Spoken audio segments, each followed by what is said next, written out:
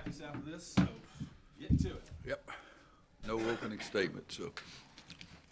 If you could flash back with me for a second, what was it like for you back in the '91 Final Four having to coach against Coach Smith? It was a pain in the rear end because that's all everybody wanted to talk about in the lead up to the game as opposed to talking about our teams. And even so in '93 when it happened again, Coach and I got together before and said, we're not even going to talk about it at all. But it was way too much attention to it from that viewpoint. I really wanted to focus on our team because we had really done a great job to get there, and we weren't expected to be that good. So it was just a tremendous run for us, my first Final Four, but I didn't have a chance to enjoy it quite as much because of that.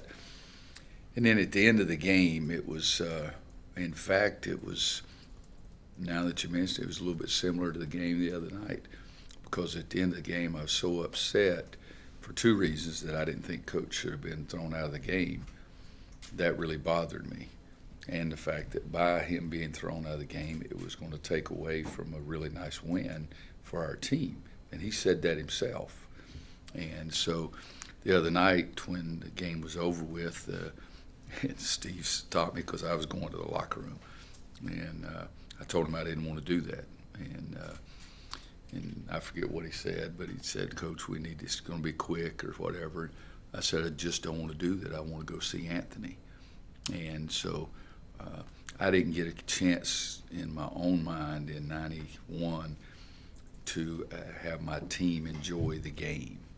And because of Anthony's the other night, I don't think my team enjoyed the game. So, but 91's a long time ago. Dang, you were 5 years old then, probably. Was it important for you, like, just to show Coach Smith how much you learned, and you know, was it important for you personally to win that game?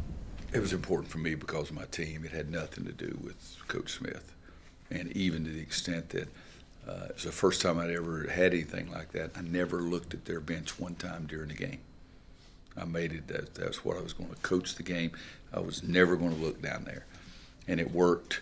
And so when we played Jared and we played CB, we played Wes, I never look at the other bench, never look. And that time it was I needed that because I didn't want to get. And then when he came down with his toss, it was a very emotional second for me.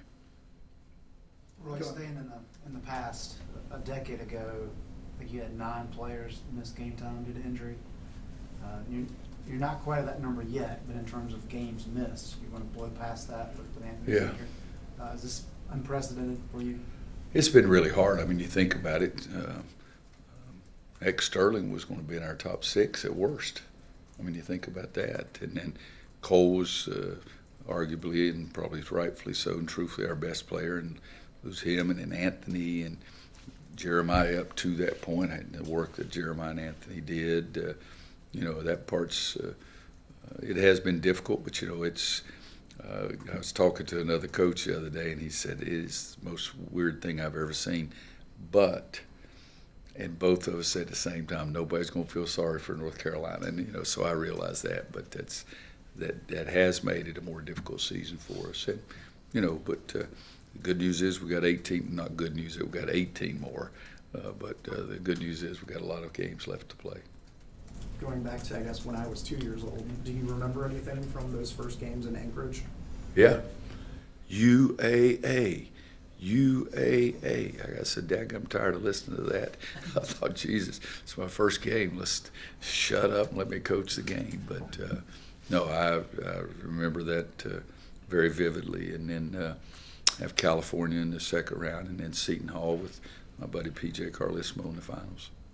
What was it like getting that first win, considering there was a lot kind of going on during that time? Yeah, you know, we'd just been put on probation, Halloween night. There was a lot of stuff going on, and so the kids, we just tried to focus on our team and what we could control, that old saying, but it's true. And we sort of found strength from each other.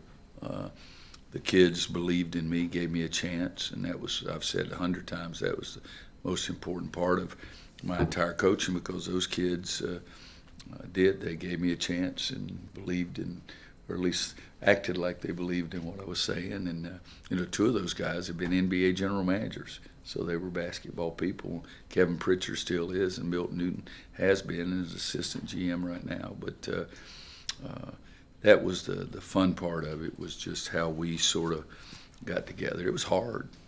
We had some difficult times, but I look back on those as some of the greatest moments.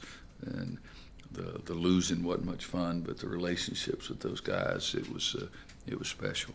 How do you think your coaching career would be different, being that you started at 38 versus if you had started as a head coach at an earlier age? We never really thought of that. I thought the timing was, I still thought Coach was mentally deranged when he came in and told me that I thought I had a great chance to be the head coach at Kansas. I told Juan, I said, man, he's gone crazy. But it worked out. 38, I was very comfortable and very confident and scared to death. And I know it's hard to say all those things, but it really was. But, they did give me a chance, and I was silly because things kept happening with the contract. And so I didn't sign the contract until April after my first year.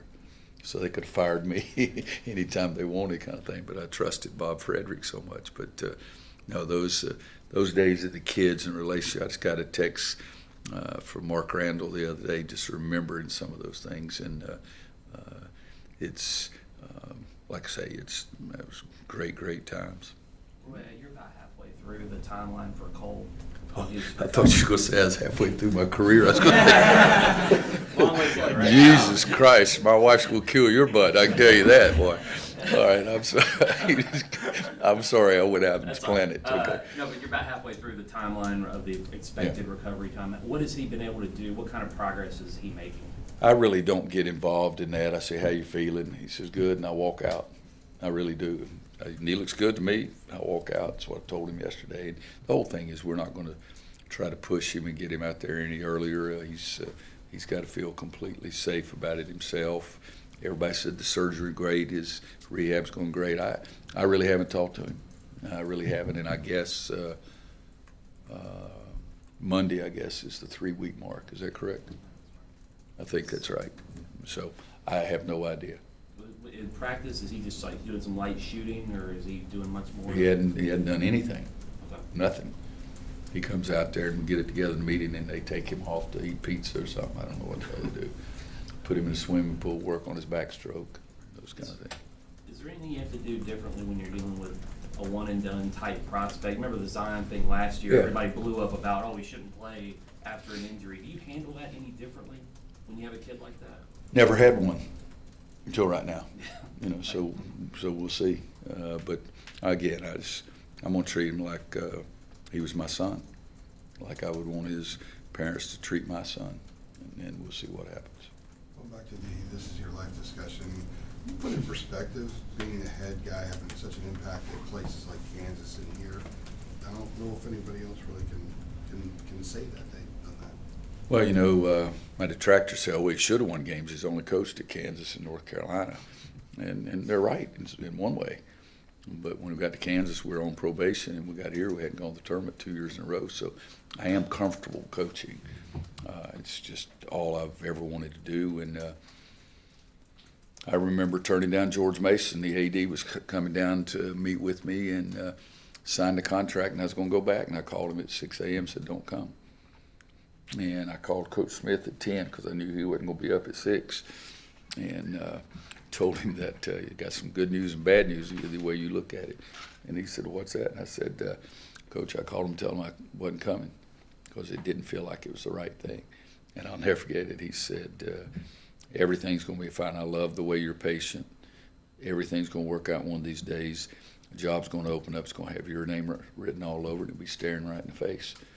And that was in May, and that July I was named new coach at Kansas. So I don't know. How much do you He's remember? got Damn, guys. Interrupt. He's got about You guys 5 think I'm going to minutes, freaking die tomorrow? What the hell? 5 minutes. Okay. How much do you remember about Coach Smith's last win, or the time when he called you and told you that he was hanging it up? It wasn't at that time. We met in the spring, after it's all over with. And he had had those thoughts for 2 or 3 years in a row, and we had talked about it at that time, but he always got a little rejuvenated, drank some more water, I guess, and over the summer. But it wasn't at that time period. I called him, and we talked a little bit after the game in the tournament, and then we talked a little bit again after they lost.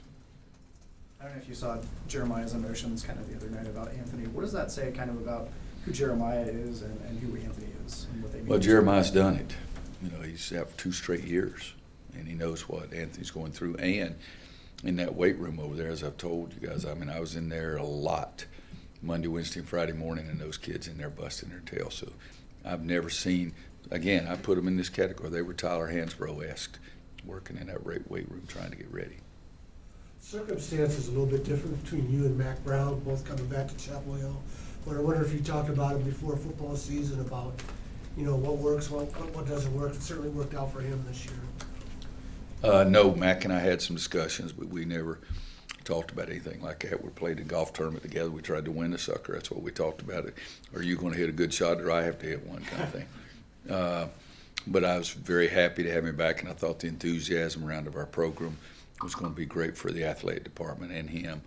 And I thought that we had some good players that they could coach them in a much more positive manner than it was the last 2 years, because Larry's teams just got beat up so much with injuries. It was hard for them. And I love Larry Fedora, but I thought the positive things about going with Mac and his staff and everything would be good for our team. With having a lot of next man up discussions, have you gotten to the point where you have to coach morale at all? Or? No, you know, not at all. Guys got to play. They get tired of hearing it, but you know what's going to happen tomorrow? North Carolina's going to play, regardless who's out there. And I guess we lose 15 guys, maybe we'll cancel the season or something. But as far as I know, we're going to play, and that's the attitude we got to have. Well, Coach Smith always seemed to be a little, you know, not nervous, but he just didn't want the limelight on him. And you kind of seem to be that way too, on a milestone victory possibly coming out tomorrow. You know he'd be proud of you, I guess. Yeah. And, you know, and Scott Smith said that afterwards, and that was the toughest moment is I wanted to go see Anthony. That's all I cared about. But the second toughest moment was when Scott said that. And I think he would be. And he should be. Because every daggum thing I do is I got from him. All right, thank you very much. Thanks, guys. Damn, if I do die, thank you very much.